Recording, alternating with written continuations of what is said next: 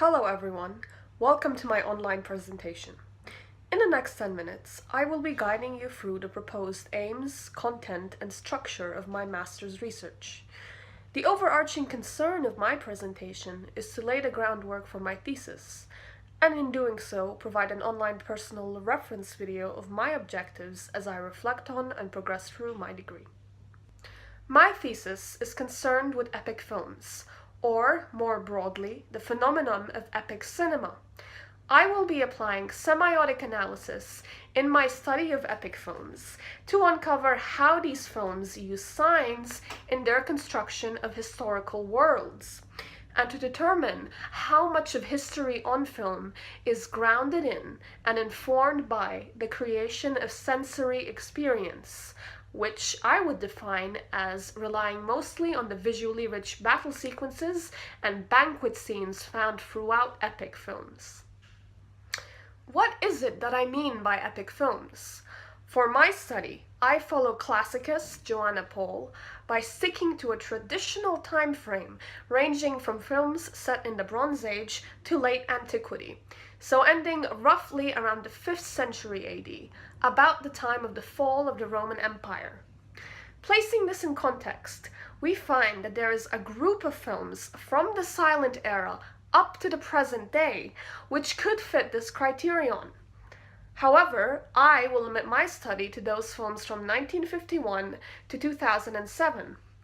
In my review of the current literature, I could find no comprehensive study of semiotics in epic films, even outside of this ancient time period, with the exception of Bill Howard's study of temporal semiotics in the Douglas Sirk movie Sign the Pagan, and some parts of Wilson's chapter on pre-existing music in the films Elizabeth and Master and Commander. Even then, it is not a sustained area of research. What I did find, however, is both a large amount of introductory guidebooks on semiotics and film theory, and recent scholarly articles and books which have implemented semiotics in their study of films, but outside of the epic genre. Finally, for research on the epics themselves, there is a substantial body of research on the content and context of the epics. Much of this is written by historians, most of which seek to determine the historical accuracy of an epic. So, from a practical perspective, my research will be mostly well supported by the work of previous scholarship. So, what exactly does this scholarship consist of? The sources I will be using include the films themselves, edited volumes on multiple epics, such as Eliot's Return of the Epic, monographs or edited books on specific epics, as in Winkler's Spartacus, Film and History, general introductions to epic cinema, like Richard's Hollywood's Ancient Worlds, journal articles, archived film reviews, and also any historical, artistic, or literary source from which the films have either drawn from or share connections with, such as ancient temples, poems, 19th century artists like Lawrence Alma Tadema, and so on and so forth. I am also considering using contemporary promotional material for the films, such as this poster of Rex Harrison as Julius Caesar for the film Cleopatra, which has a couple of interesting features. For example, on the bottom left of the poster, there is the Todd AO caption, which we know was the widescreen format used for filming Cleopatra, and also an indicator of the film's spectacle and scale.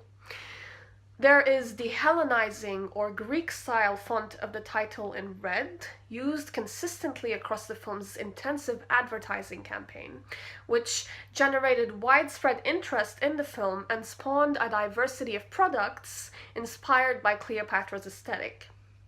Finally, the background is of great interest, as it is taken from the most famous sequence of the film, Cleopatra's entrance through the arch to Rome, a costly, time-consuming scene which really encapsulates the largesse, color, and extravagance of epic cinema.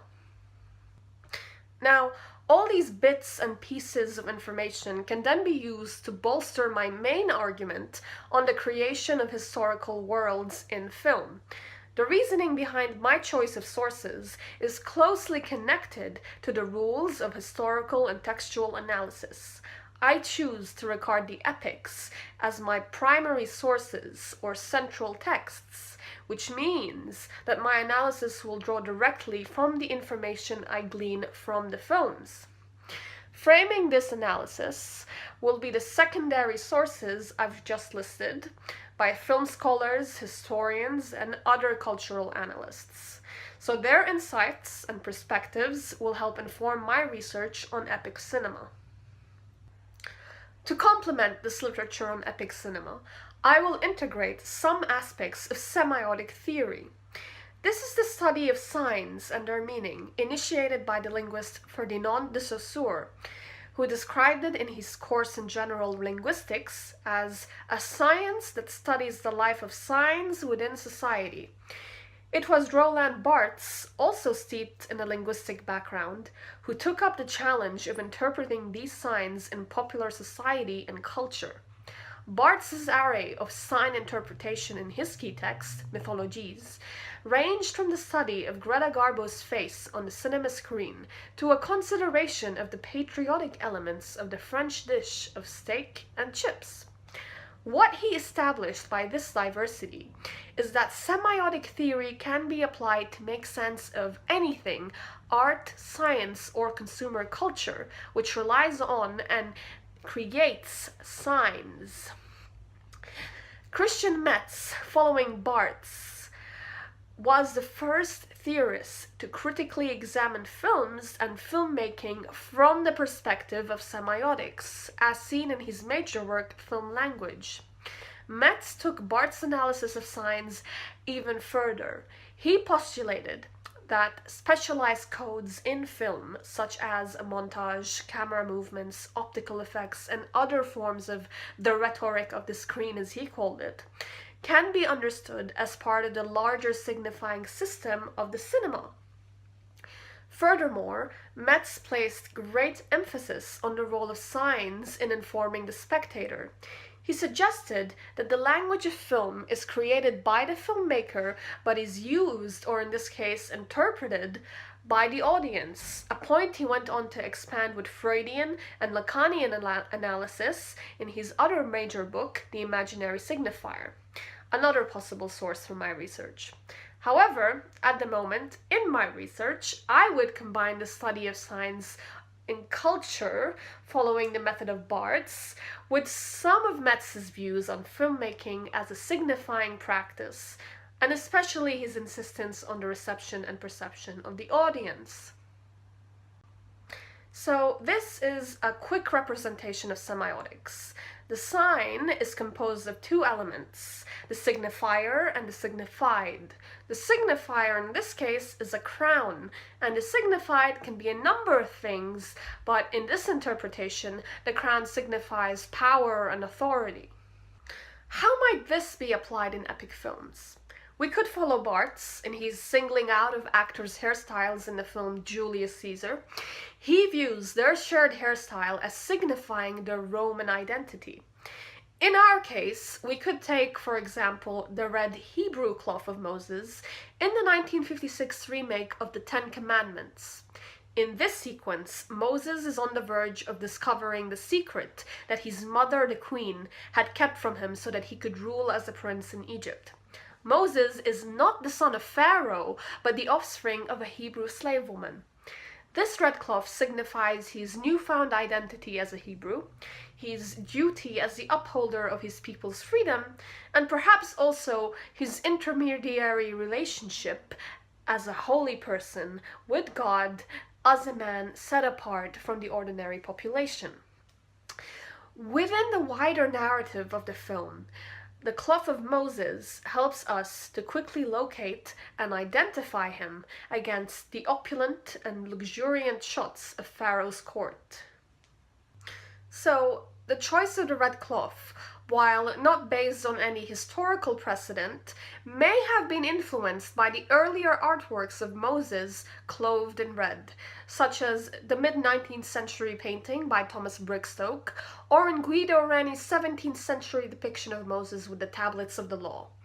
Looking forward, the 1956 costume design, almost certainly in my opinion, lay behind DreamWorks Studios' decision to have their animated Moses also clothed in red.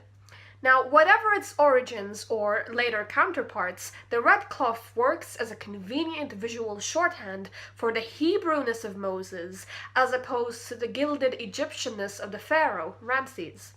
Following Metz, we could consider how this would affect the general perception of the audience.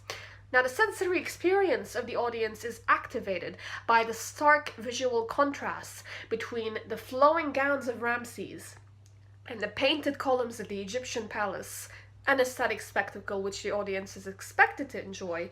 So this image versus the woolen robes of Moses and the dirty mud huts of the slaves, which work to generate a sense of empathy for the suffering of the Hebrew people.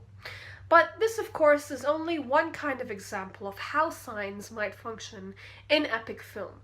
We could look at music, we could look at script, and other elements of production design to determine what is a sign and how it could be used in our analysis.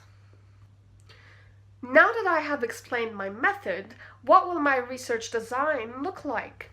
As mentioned, my research is grounded in textual analysis, which is an investigation of the central texts, in this case, epic films.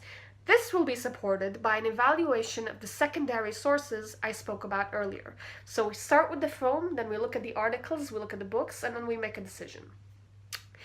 I aim to have at least 5 chapters, which use a chronological framework from 1951 to 2007 to examine epic films. Now, the reason for this is that it would allow me to locate relevant patterns and developments in the epic film tradition.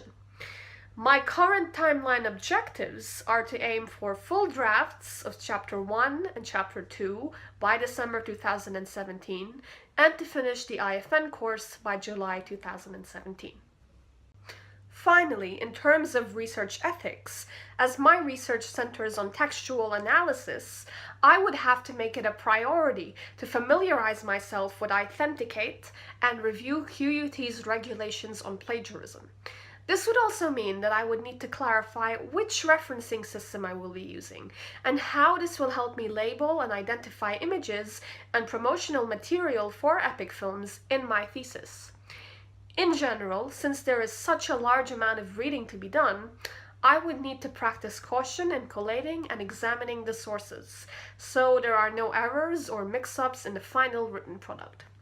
Also, I would need to consult with QUT's Office of Research Integrity, or OREI, in case I have any more questions on the topic of ethics. Thank you very much for listening, and I hope you enjoy reading my research in the near future.